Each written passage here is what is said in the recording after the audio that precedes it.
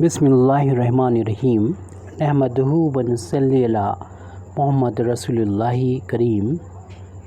Order pair, जब हम relation and function पढ़ते हैं तो उसमें हमें ऑर्डर पेयर की ज़रूरत होती है, उसका हम यूज़ करते हैं, उसके थ्रू हम रिलेशन और फंक्शन को पढ़ते हैं, समझते हैं, स्टडी करते हैं।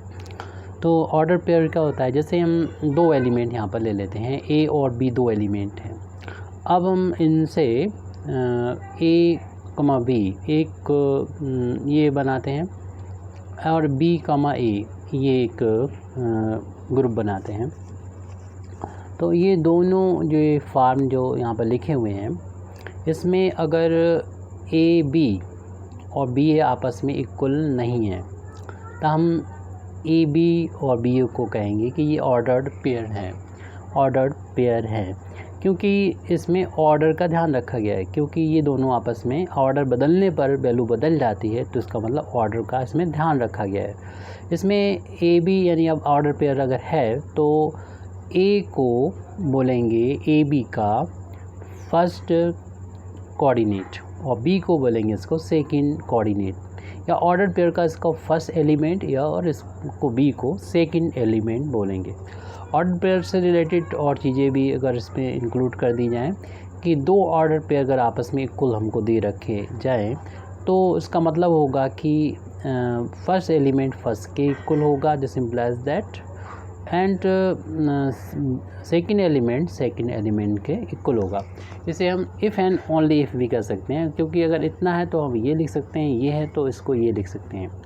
ऑर्डर पेयर जो है वो अगर एक रिलेशन हम देखें यानी फादर और सन का, तो हम अगर हिस्ट्री में चलते हैं तो मुग़ल डायनेस्टी में देखें तो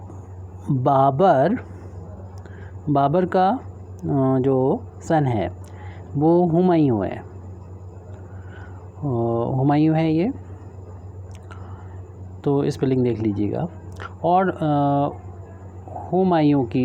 हुमायूं का सन जो है वो अकबर है, और अकबर का जो सन है सलीम, या फिर हम कह सकते हैं जहांगीर है।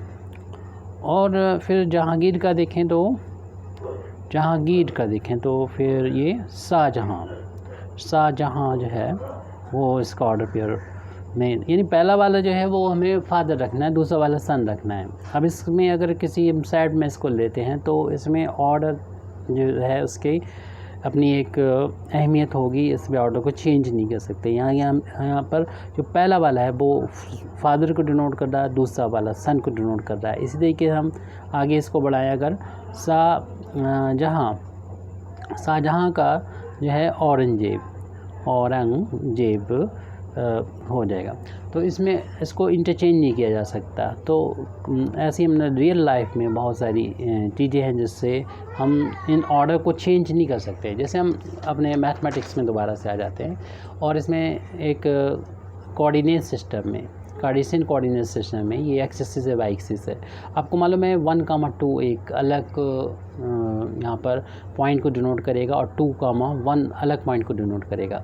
1,2 का मतलब एक्स एक्सिस पे 1 डिस्टेंस ले लेंगे और वाई एक्सिस पर ये 2 डिस्टेंस, तो इस पॉइंट को डिनोट करेगा ये 1,2। और 2,1 का मतलब है कि एक्स एक्सिस पे 2 डिस्टेंस हो जाएंगी और वाई एक्सिस पर 1 डिस्टेंस हो जाएगी, तो इस पॉइंट को डिनोट करेगा, यानी 2,1। तो ये अलग अलग हैं ये नंबर, तो यहाँ पर एक ही यूज़ हैं 1 और 2, लेकिन इनका ऑर्डर से बात बदल जाएगी, अलग अलग पॉइंट हो जाएंगे, बात बिल्कुल अलग हो जाएगी। तो यहाँ पर जब ऑर्डर जो है मैटर रखता है तो हम इसको ऑर्डर पेयर बोलते हैं। और ये देखना है इस कोऑर्डिनेट सिस्टम का फर्स्ट कोऑर्डिनेट जो है वो 1 है और सेकंड कोऑर्डिनेट यहाँ पर 2 है।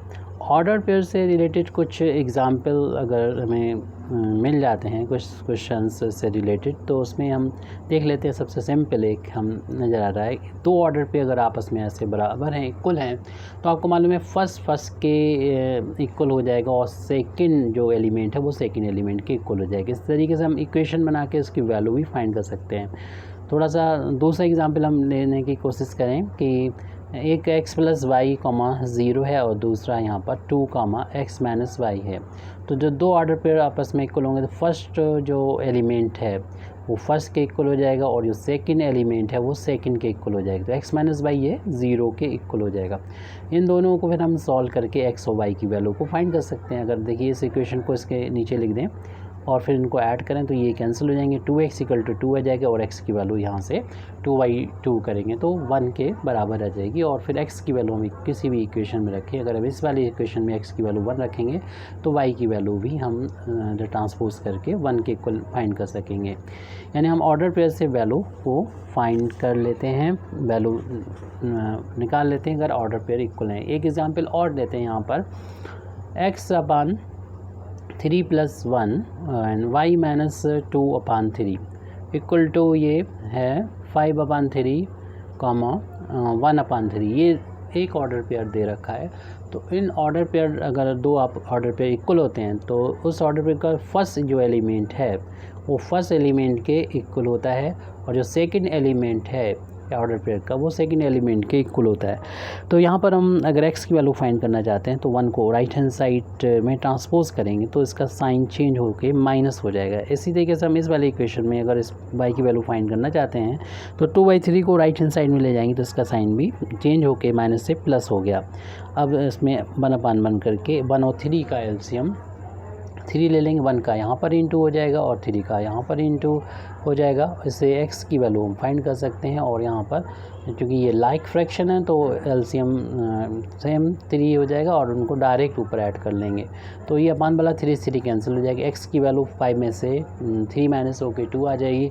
ऐसे y की वैल्यू ये चूँकि ऊपर भी 3 है नीचे भी 3 है कैंसिल हो जाएगा 1 टाइम्स और ये कैंसिल होने के बाद ये y की वैल्यू भी मिल गई। तो ऑर्डर पेयर से हम इक्वेशन फाइंड करके जो अननोन है उनकी वैल्यू भी फाइंड कर सकते हैं। और ऑर्डर पेयर का आपको जैसे शुरू में बताया कि इसका यूज़ जो है हम रिलेशन को समझने में और फंक्शन को समझने में उसको बनाने में कर सकते हैं। Thank you very much Indeed for listening me व आखिर दावाना अल्हम्दुलिल्लाहि रब्बिल आलमीन।